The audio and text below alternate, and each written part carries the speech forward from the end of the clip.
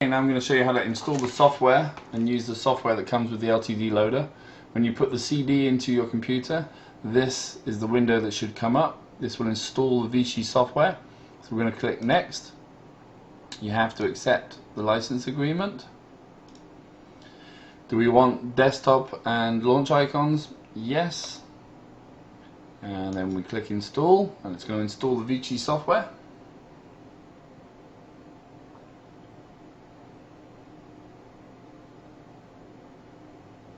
Takes a few seconds. There is a full video of how to put the new components and technology into your Prophecy loader that gets installed as part of that video of this software installation. You can see there, that is the install video.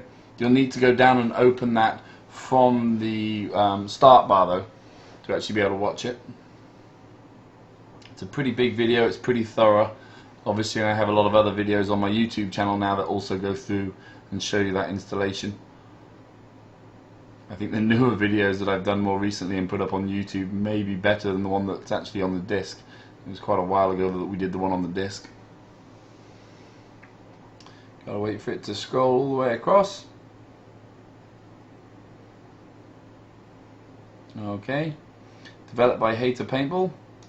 Tech support offered via Paintball Solutions, which is Key Action Sports Empire's tech support group.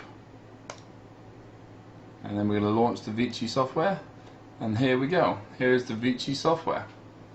To actually get the software to activate on the setup here, you need to plug the USB cable into your computer, then into the loader, which means you have to remove the backplate from the loader in order to be able to plug in the cable, but that's quick and easy to do. So you plug the cable in, then you push power on button on the loader, let it scroll up and power on. As it powers on, it'll then come back and show you the power LEDs in in green, and the setup will activate on your computer screen, and then when you click setup, the LEDs on the back of the loader will go to amber, and here is now your ability to go in and adjust everything on the loader. Okay. So what we have here, we're in configuration set 1, it says so across the top.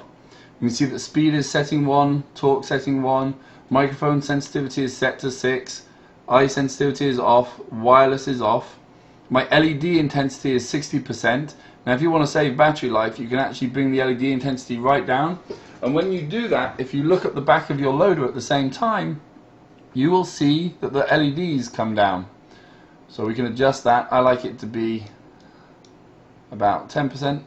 It's a good number. But if you're playing in bright sunlight and you're out in very hot sunny days, you might want to put it up a little bit. If you're playing at night, you want to put it right down to the very lowest level. Power management, here we have the ability to adjust how long the loader stays on for and then automatically turns off. If you're playing a big game, you're going to be playing all day or all night, you might want to turn the power management off completely, and then the loader will just stay on as long as you want it to, until you power it off yourself. The only risk there is if you forget to turn your loader off, it will stay on until it drains your batteries completely. You can put in something like 300 minutes, and then the loader will stay on for 5 hours before it turns off. If you play tournaments, you can actually bring this right down, put it at 10 minutes. So at the start of your game, you go out, you make sure your loader's on. You don't have to worry about turning your loader off. Automatically when you finish that game, it's going to turn itself off. You're going to get the best battery life possible. What we also have down here at the bottom is a real-time battery indicator. Now this is extremely accurate. So you can look at your loader and see exactly what your battery level is. We can actually configure for different batteries here as well. If you just leave it to automatic, you'll be able to see what your battery life is. So if you don't know if those batteries are good, whether they're risky, whether they're just verging on being bad and needing throwing away, or whether you'll get away with keeping them for an extra day, you can take a look at your battery level here and know exactly what they are. Now we can go and we can change it. We can look at configuration 2. Here with configuration 2, again my LEDs are on stronger. Everything changes. So configuration 2, my speed, my torque level are both on 3. If I want to change that, I can drag one down, I can drag them back up. I can put my microphone sensitivity up or down, or I can decide that I'm actually going to use eyes, and automatically you see the microphone sensitivity went off. And again, if I put back to sound activation, my eyes go off. Or I can use wireless, turn on, and use the RF capability. It's all very easy to configure. And in this case, I'm going to set it to middle of the road settings because it's configuration 2. I'm going to have my sensitivity at about 4, my eyes off. I'm all good. In configuration 3, I have everything set to the maximum, and I'm going to use that for showing off, so I'm going to use the RF because it's fastest out of the gate. Really don't need my LEDs to be on that bright. I'll turn them down. I'm going to put my timeout to 10 minutes. Okay, let me go back and turn my timeout down to 10 minutes on configuration 2 as well, and bring my LEDs down. So my LEDs are a little bit brighter in setting 1, dim in setting 2 and setting 3. I've got 10 minutes on my automatic time off, and my speeds go from the lowest settings to mid-range to high settings. I'm just going to use sound activation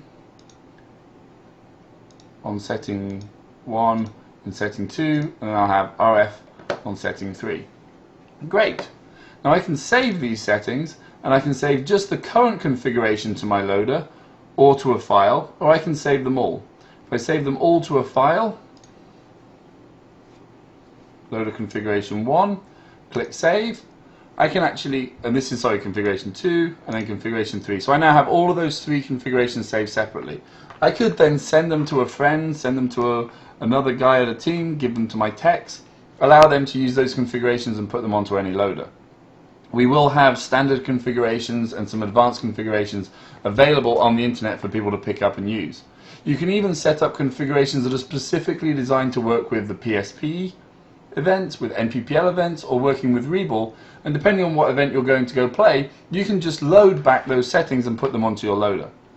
Obviously, if you're playing PSP at 10 or 12 balls per second, you don't need to have so much speed. You can have the loader running slower. If you're playing with Reballs, you don't want the speed, but you want more torque. And if you're playing NPPL, you want faster speed because you can shoot a little bit faster at those events. Or you can have some settings set to the maximum for ultimate speed and for showing off with YouTube videos. And you can load those settings again from the loader, or you can load them from a file and bring them back into the software so you can adjust them or put them onto your loader. You can reset everything to the previous values or to your default values, and when you're done you can simply exit the software. Do you wish to exit without saving the software? Without saving the settings? Yes, in this case I do. Okay, and then we also have links here for any software updates available, to get the online manual, and for tech support.